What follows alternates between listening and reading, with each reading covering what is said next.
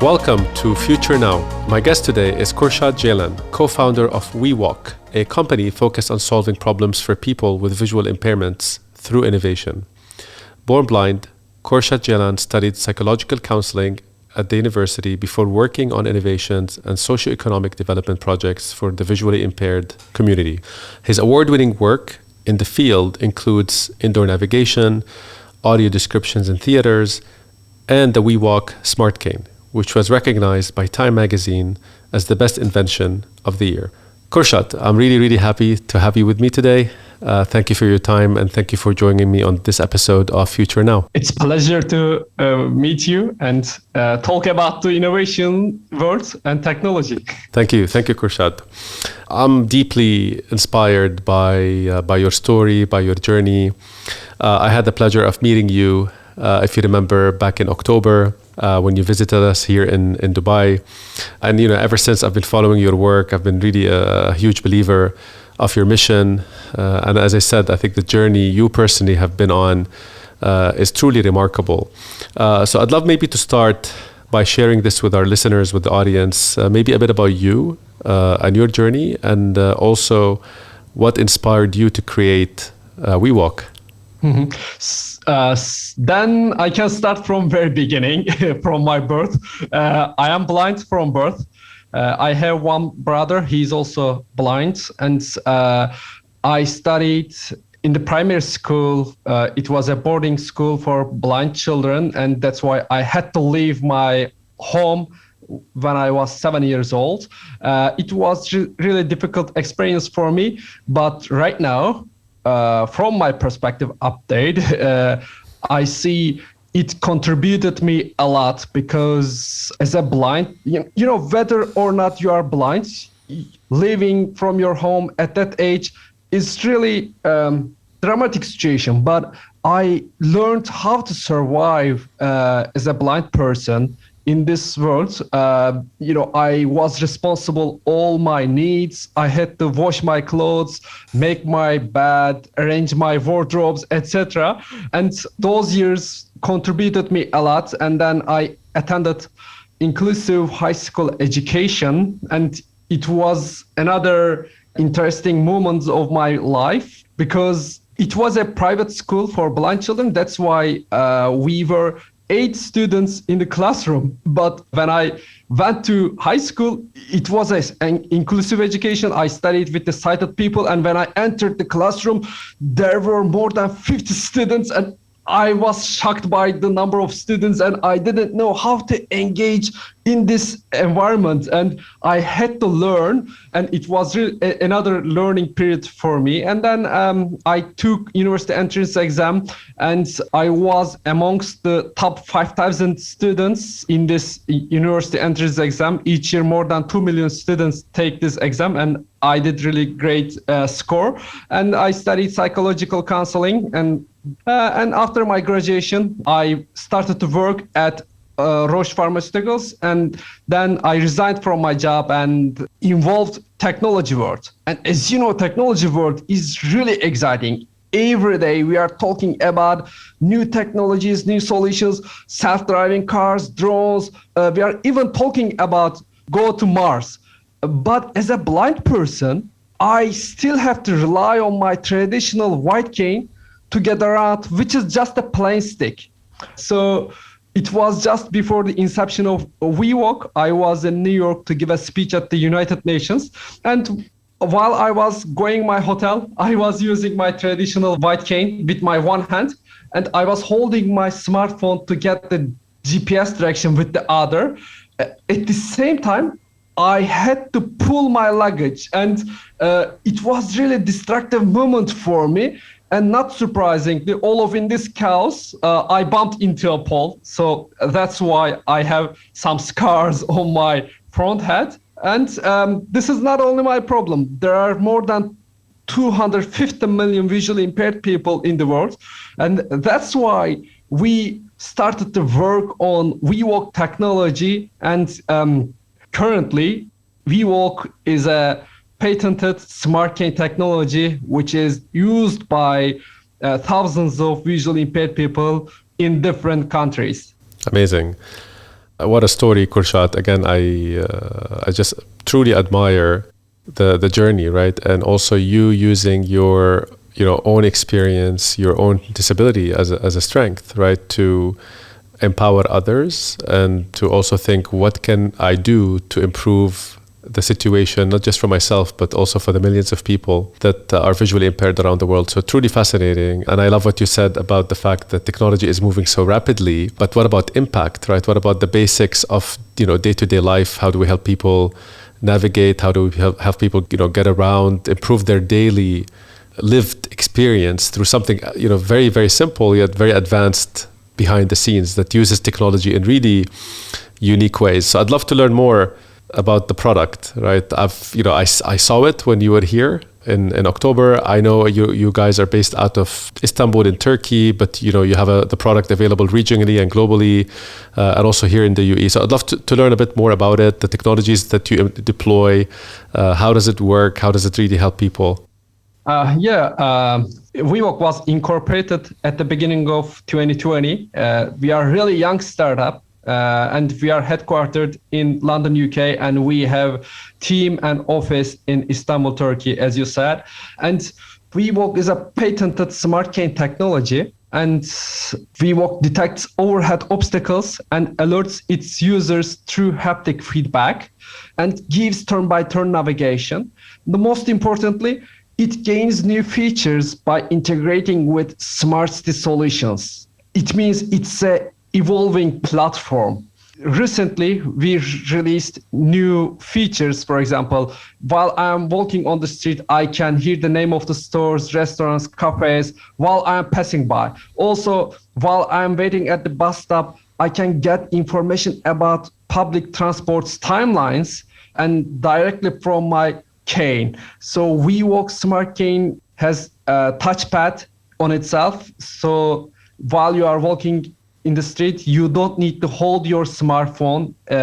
You can put into your pocket and you can manage all your information need through WeWALK's touchpad, as well as it has microphone and speaker for voice interaction. So visually impaired people, when they turned on WeWALK, they can hear the voice menu and they can navigate on this voice menu by swiping on touchpad.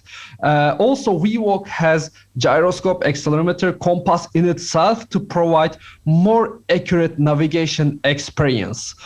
Because sighted people also use different map applications, but they only tell turn right after 100 meters. But if you are a visually impaired person, you need more descriptive navigation explanation. Okay, I will turn right, but there might be two different streets on my right. Which one should I take? Is it going to be on the 3 o'clock direction or 1 o'clock direction? So WeWALK gives navigation experience to visually impaired people in such accuracy level. And day by day, it evolves, and we always improve it to make visually impaired people more independent. Great. And again, I remember when I met you, you were telling me that there's great innovation, of course, in the cane itself, in the hardware, but there's also a lot of innovation in the software that's used behind the scenes, including cloud services, artificial intelligence, data. I'd love to learn more about what type of services, what type of cloud services are you using? How did you deploy that into that smart cane solution? WeWALK is a software-enabled hardware technology. It means that, yes, as a cane, it's a hardware, but through Bluetooth, it pairs with our smartphones, and it has an application as well, and it can be updatable through its application, and it can integrate with the cloud systems. As you know, we are using white cane when we go out, and I am not taking my white cane randomly right and left. There are some techniques that I have to follow, but unfortunately, there is no technology to follow visually impaired people's mobility improvement do they use their white cane properly or do they shake it randomly? And teachers, parents, they don't know their students, their children's mobility improvement. And thanks to WeWALK's sensors data, we combine this sensors data, incorporated it with AI algorithms and interpret it. We are showing meaningful mobility improvement data to teachers and parents. So this is one of the examples of cloud technology behind the WeWALK technology. It's really fascinating, Kürşat. I guess the way I understood it is not only do you provide assistive technology, right, through the hardware itself, but also through the software that gives turn-by-turn direction, haptic feedback, and all the things you described, but you also use AI and analytics to monitor the real-world impact that the solution is having on the user. And I guess that also creates a feedback loop where you can constantly improve, innovate, add features. It's just really phenomenal to see this play out in the real world on one piece of hardware, but having a full ecosystem, of cloud AI, analytics, data, apps, mobility behind it, which is just really, wonderful to see. Go ahead.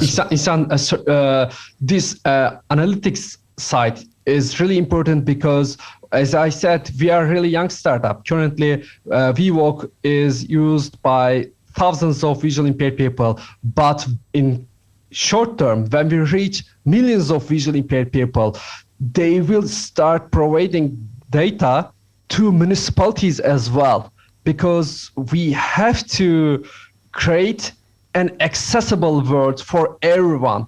And WeWALK, while WeWALK is enhancing the visually impaired people's lives, at the same time, it will be looping mechanism for governments, for municipalities.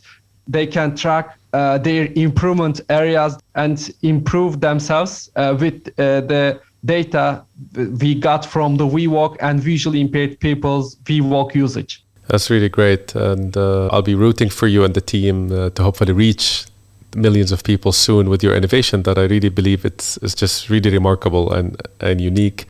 Kürşat, I want to really also pick your brain and get your opinion more broadly. I mean, as a visually impaired person yourself and a member of the disability community, when we think of accessibility, and as you and I discussed at the beginning of the podcast, there's over 1 billion people around the world with disability, right? And of course, visual impairment is a significant portion of that. But you have a range of other disabilities ranging from neurodiversity, mental health, vision, which we spoke about, hearing, and so much more.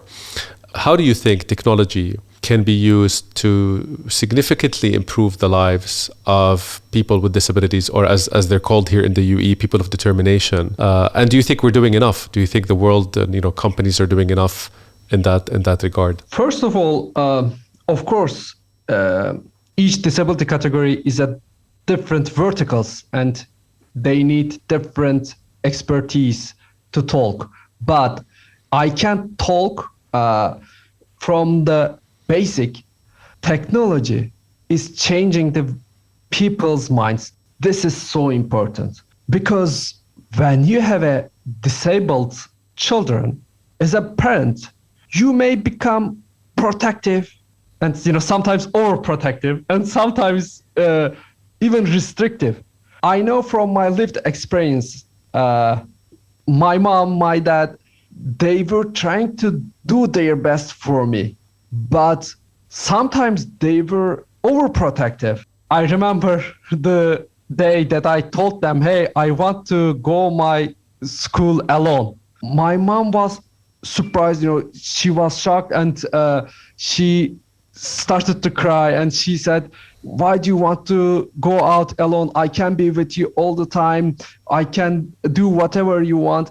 But I wanted to be independent. I wanted to feel the independency. And this technology is, for example, we got a call from Ireland and a teacher reached us. He said, I lost my sight 2 years ago, and right now I turned back to social life with WeWALK because before that I couldn't trust myself, and you changed my mind. That's why, okay, technology is helping us too much, but I believe most importantly, technology is helping us to think limitless. Honestly, the word I would use is touching to hear you describe it. And I think also educate all of us on a much deeper level of the impact that this can have, right? I think, sometimes it's lost on many of us that it's beyond achieving a certain task or helping you with assistive technology. It really cuts deeper than that. And I loved some of the examples you mentioned, giving someone a sense of purpose, a sense of autonomy. I can tell you from my side, as a human being, but also as an employee of a company, and I'm privileged to be working at a place that prioritizes accessibility. I can relate to that. I mean, when you think of our mission of empowering every person and every organization on the planet to achieve more, we're clear as a company that we cannot achieve that without empowering people with disabilities and really being inclusive in our mission. I've been involved in our company's accessibility work, and that's how we met almost a year ago. And one thing I learned is, of course, disability can be permanent and also can be temporary or situational. So I think the work that you do has such broad impact, honestly, on the whole community, on the whole society, which is great.